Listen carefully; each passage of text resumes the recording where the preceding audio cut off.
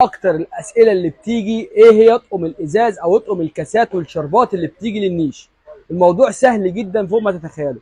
النهارده اي نيش او 80% من النيشات بتبقى حجمها مش كبير، فبالتالي احنا بنجيب 4 اطقم كاسات للنيش، بيبقوا متقسمين. الرفين اللي في النص ده كده كل رف في الناحيتين بيبقى عليه طقم في وسط الحاجات، طقم هنا وطقم هنا وتحت طقم وطقم.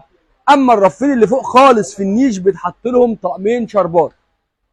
انسب حاجه بتتجاب للنيش الحاجات اللي بيبقى فيها شغل شيئا ما زي كده يعني، او بعض الشغل اللي هو بيبقى كده. ليه بقى؟ لان ده بيتحط في النيش فبالتالي ممكن يبقى ملفت شويه، لكن برضو ده على حسب ذوقك. يعني ممكن واحده تقول انا عايزه النيش كله بتاعي هادي وساده، خلاص يبقى هاتيه هادي وساده.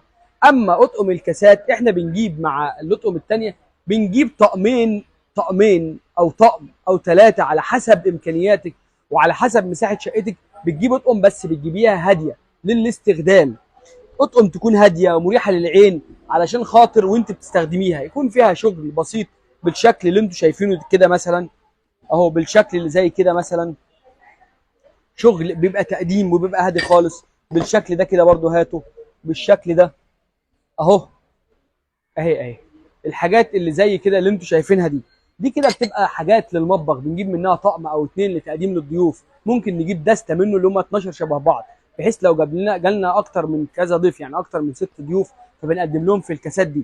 اما شغل النيش بيبقى 4 اطقم كاسات اللي هم بالشكل ده، وطقمين شربات اللي هو بالقاروره اللي هو زي كده بالظبط اهو. ده بنحط كده الاتنين في النيش فوق كده وجنب منه حاجته، بيبقى طقمين، واحد هنا وواحد هنا. انت بقى عايزه تقللي في الكميه على حسب حجم النيش او تكبري الكميه على حسب حجم النيش، دي بتاعتك انت، بس انا بكلمكم في المتوسط كده تمام. اتمنى الناس تعمل لايك وتعمل شير للفيديو عشان يوصل لغيركم وناس كتير جدا ترتاح من الحيره دي. شكرا.